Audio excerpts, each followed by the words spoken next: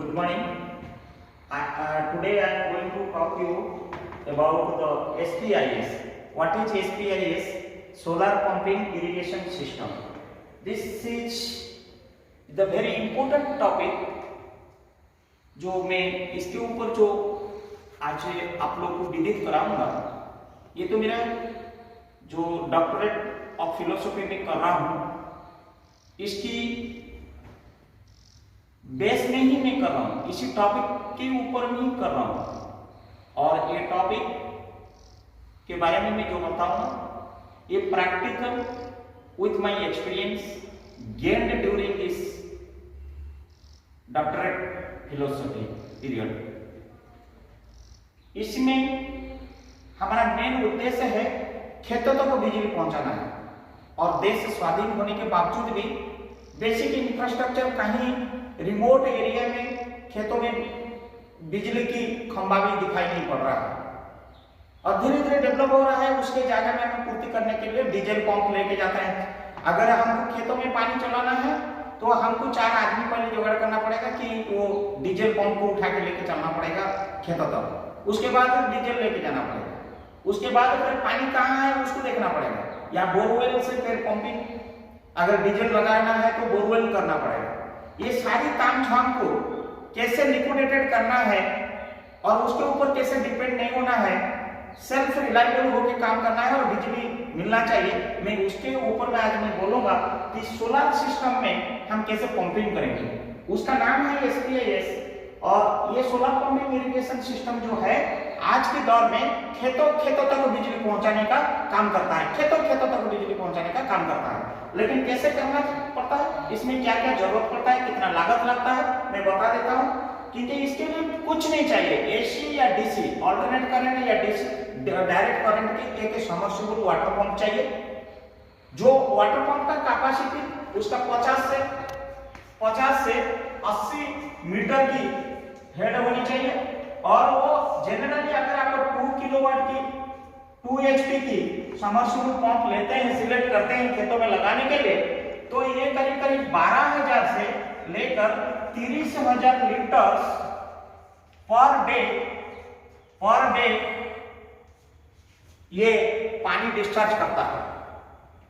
ये जो 2 HP हम सिलेक्ट कर लेते हैं, ये 2 HP अगर हम पंप लगाते हैं कोई भी जगह में, उसके सोलर पैनल रहेगा, एक पंप रहेगा और उसका थोड़ा ग्राउंडिंग बेसमेंट रहेगा, बाकी पैनल्स की माउंटिंग का रहेगा। ये सारी चीजें इसके लिए आपको लगभग खर्चा 1,80,000 रुपया करीब 1,80,000 करीब आएगा इनिशियल इन्वेस्टमेंट। इसमें इंक्लूसिव टैक्स है प्लस सरकार का जो सब्सिडी है इसमें जुड़ा नहीं है, बट इसमें प्लस ये आ जाएगा इंस्टॉलेशन कॉस्ट, जो सिविल वर्क थोड़ा इसमें रह जाएगा। ये करीब 20,000 रुपया अगर जोड़ेंगे तो 2 लाख का आसपास आपका मोटा मोटी खर्चा आएगा 2 HP अगर आप करते हैं। तो अगर 2 HP लगाते हैं, अगर पर डे 12 से 30,000 लीटर देता है, 3-4 एकड़ जमीन आराम से 8 घंटा में हो जाएगा। लेकिन उसके लिए आपका कितनी बिल बनता है, देखिए कितनी आप बिजली बिल बनता है। अगर आप सरकार से वो बिजली लेते थे, इंफ्रास्ट्रक्चर तो है ही नहीं है, अगर उसके जगह में आप डीजल यूज करते थे और आप सोलर एनर्जी यूज करके आप अगर यूज करते हैं, आप देखिए क्या उसी में कंपैरिजन होता है। 2 HP मतलब 1.5 किलोवाट, अगर आप 8 घंटा चलाते हो 12 यूनिट खर्चा होता है। 12 यूनिट में अगर 8 रुपया हिसाब से लेते हो तो आपका 96 रुपया पर डे आपका लग गया बिजली का खर्चा। अगर 100 से 100 रुपीज पर डे अगर आप 30 डेज आप लेते हैं तो आपका खर्चा हो जाता है 3,000 रुपीज। आप खुद का सोलर में आप यूज करते हैं। अगर आप 30 डेज में 8 घंटा यूज करते हैं, अगर इसको आपने मान लीजिए रात और दिन इन एवरेज आप 16 घंटा यूज किया तो आप ये 6,000 रुपया अगर आपने पर मंथ आप किया तो 12 महीना में आपने 72,000 आपने कंजप्शन किया। अब 72,000 का अगर कंजप्शन कहीं किया, कहीं बिजली लेते थे, तो आप खर्चा कितना किया? 2 लाख रुपया। और ये 72,000 आपने पर मंथ पर ईयर जब खर्चा कर देते हैं तो लगभग आप 2 लाख रुपया मतलब 3 साल के अंदर में आपका जो वन टाइम इन्वेस्टमेंट करते हैं ये खर्चा आपका निकल गया। बाकी MNRE बोल रहा है, ministry of new renewable energy बोल रहा है कि इसका लाइफ है 25 साल, 50 इयर्स पैनल की लाइफ होती है। अगर मान लीजिए आप 3 साल में दे दिया तो आपने अनदर 22 इयर्स इंटू 72,000, मान लीजिए करीब 15 से 16 लाख रुपए का बिजली आपने मुफ्त चलाया अपने खेतों में। बफर मैंने रखा हूं, 16 घंटा लिया हूं, आप 24 घंटा भी कर सकते थे, 24 घंटा कर सकते थे। इन्वर्टर बेस होना पड़ेगा उसके लिए, क्योंकि रात में बिजली नहीं होता है। तो इसीलिए हमने एवरेज लिया है कि हमने कि 30 दिन में 8 घंटा इसलिए हिसाब किया, रात को नहीं होगा करके। अगर वो इन्वर्टर बेस होगा तो वो काम नहीं करेगा, एफिशिएंसी लेवल नहीं आएगा। इसलिए अगर 8 घंटा के हिसाब से चलते हैं, ये 3 ईयर से जो होता है वो 6 ईयर्स हो जाएगा, 6 ईयर्स हो जाएंगे, 6 ईयर्स हो जाएगा। अगर 6 ईयर्स हो भी जाता है तो फिर 25 साल से 6 ईयर्स जाने से आपको 25 - 6 तब भी 19 ईयर्स आपको मुफ्त बिजली यूज करते हैं सोलर पंपिंग में।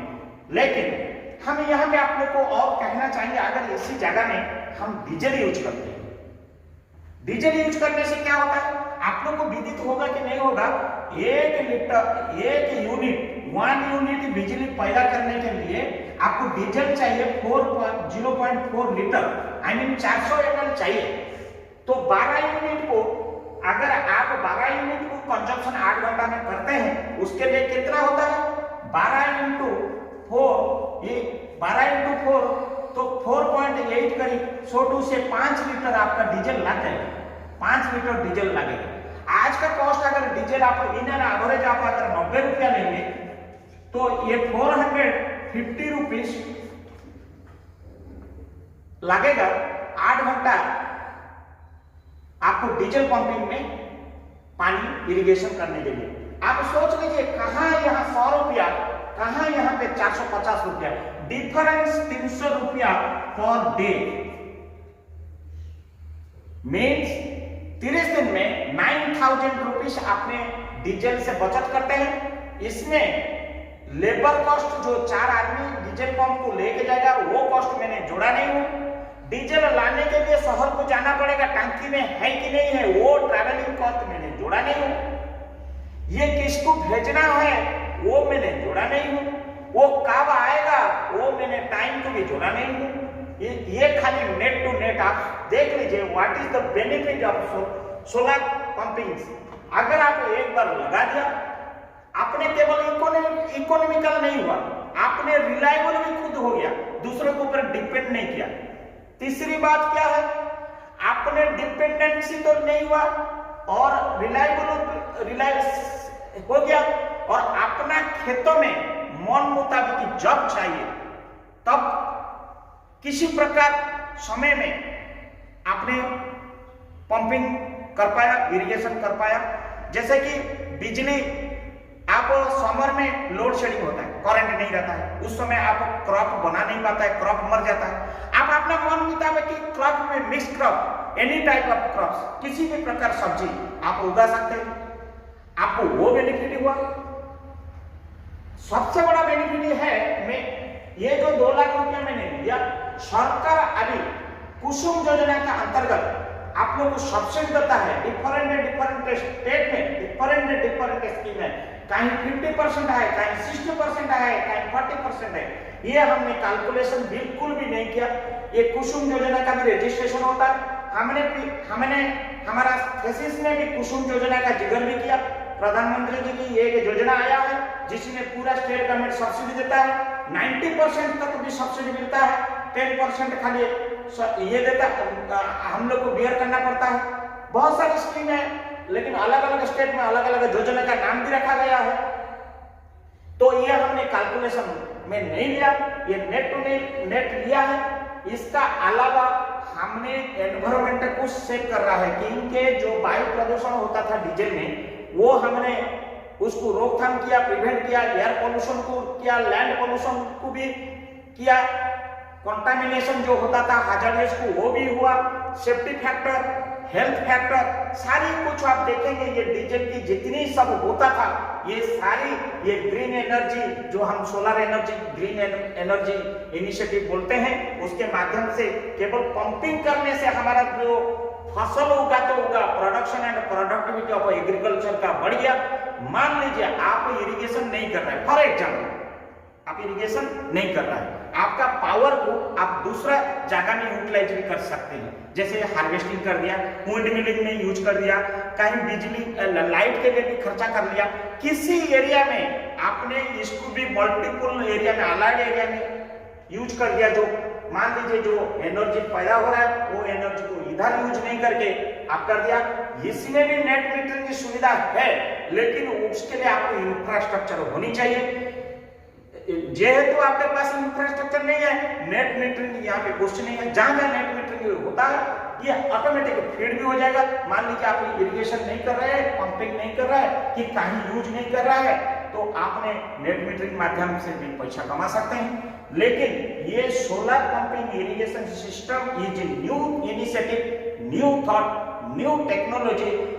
अगर हम हर किसान को अगर ये माने लगन के साथ इसको लगाए अपना खेतों के लिए, या छोटा सा अपना खेतों का अलावा भी, छोटा खेतों है, सफिशिएंट पानी इसको जरूरत नहीं है, दूसरों को भी देके उन्होंने मनी जनरेट किया, सेल्फ एम्प्लॉयमेंट हुआ। ये जो हर कृषक को, हर किसान को ये अगर इंप्लीमेंट करते हैं, केवल अर्निंग सुविधा नहीं होगा, डिपेंडेंसी खत्म हो जाएगा, इकोनॉमिकल हो जाएगा, और सोशियो इकोनॉमिक की वैल्यू जो है उनका बढ़ेगा।